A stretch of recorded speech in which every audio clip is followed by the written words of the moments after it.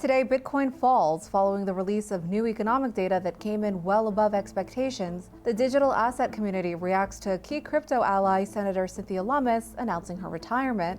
And former CFTC acting chair Caroline Pham discusses what she hopes to achieve in her new roles at MoonPay.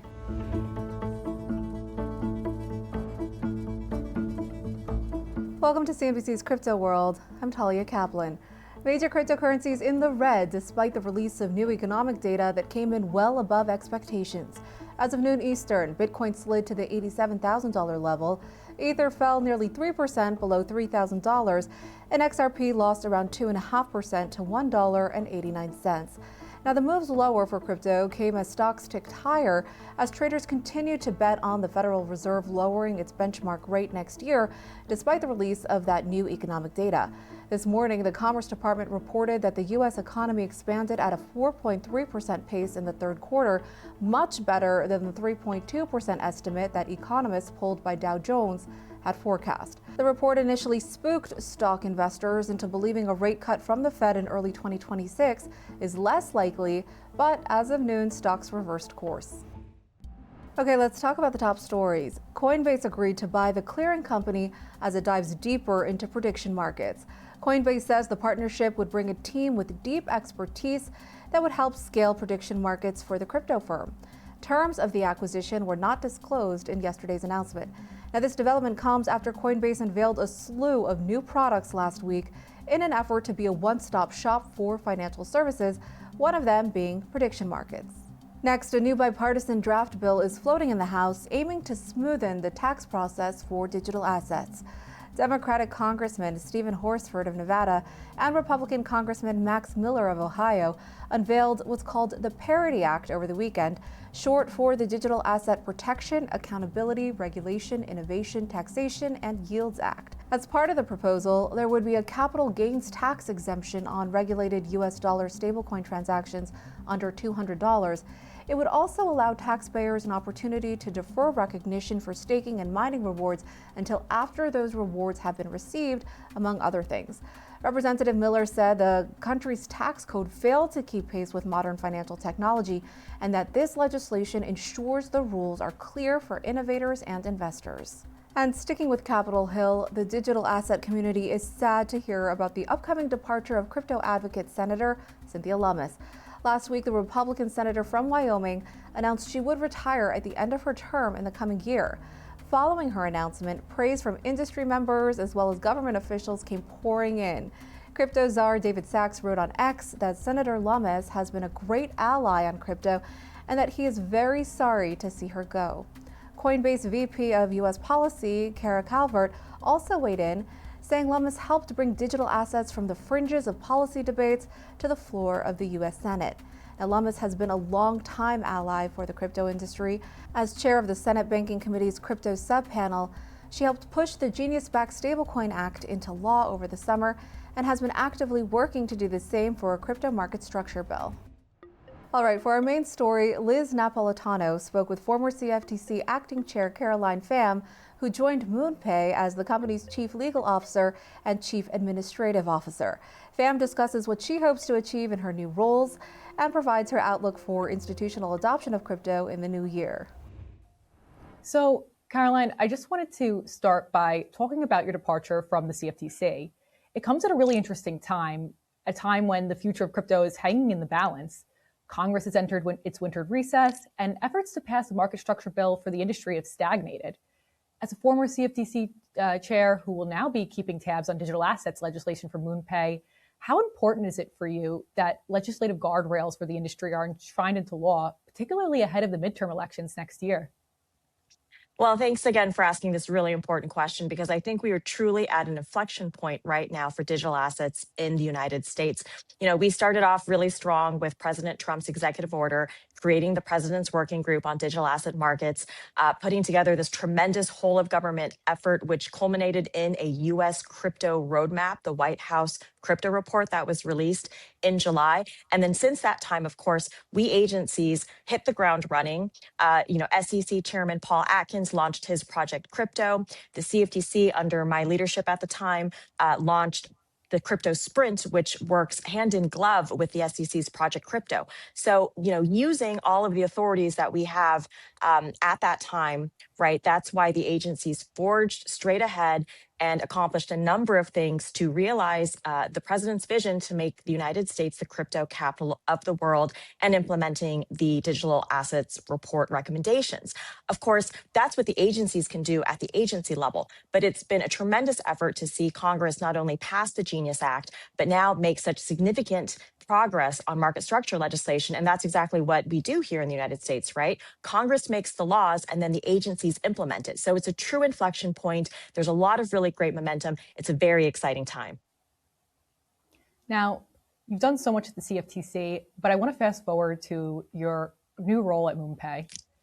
Could you tell us just what your 3 main priorities are in your new role there? In other words, what are 3 concrete things you want to accomplish during your tenure there that will allow you to say to yourself, okay, I've done a really good job here?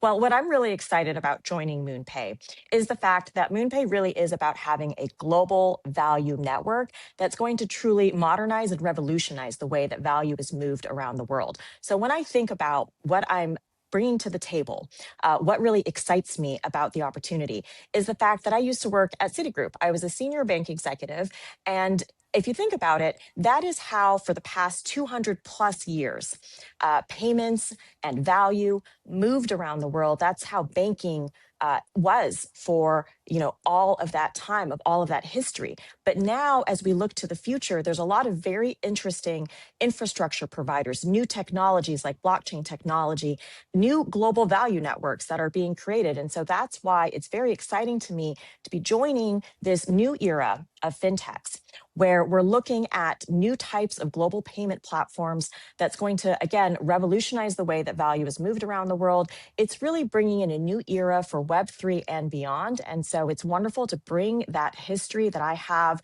of having robust controls and compliance and risk management in place, and then bringing that to something new, transforming the way that payments work in this new modern age, connecting between fiat and crypto, crypto to crypto, and powering on-chain applications. So all of that coming together, that's what I'm most excited about. Historically, the CFTC and the SEC have tussled for primary regulatory power over the crypto industry. But in recent months, the 2 agencies have begun to work together a little more, even issuing joint statements on crypto regulations this past fall. Do you see teamwork between the SEC and the CFTC deepening on that front at all? With the agencies even perhaps sharing resources in the near future? And how far could their collaboration go based on what you saw towards the end of your tenure at the CFTC? So what I said from the very beginning of my acting chairmanship, right, was that the agency was going to be getting back to basics and getting back to regular order. And what that means is also playing nicely again with all the other U.S. financial regulators. It was really unfortunate that in the past several years you had this turf war between the SEC and the CFTC.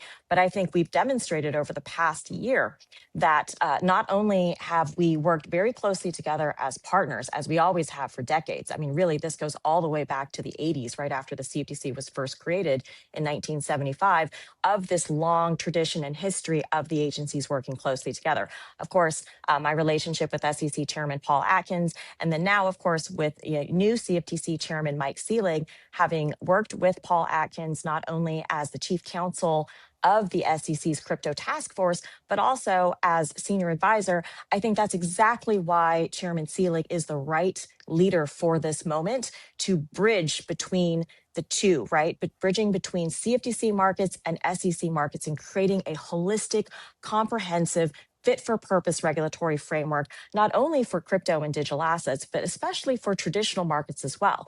I really believe that here in the United States, what brings the most value is when you can trade what you want, where you want, and how you want. And I think through efforts that I launched with SEC Chairman Atkins, our joint staff statement that you mentioned, the joint chairman statement, the historic joint roundtable between the CFTC and the SEC, which we had on September 29th. By the way, the first joint roundtable for 15 years.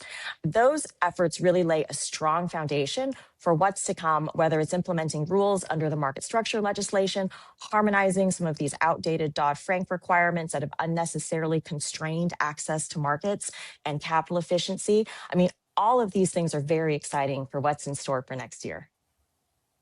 Gotcha.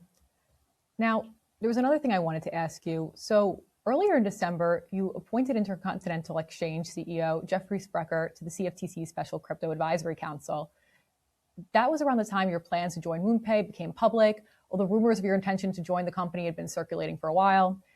Now, last week, a report emerged that the Intercontinental Exchange is in talks to invest in MoonPay. Some people raised concerns over the series of events. Bullish CEO Tom Farley wrote on X, "The fix was in reference to the timing of Sprecher's appointment and the news of his exchange's potential investment into MoonPay.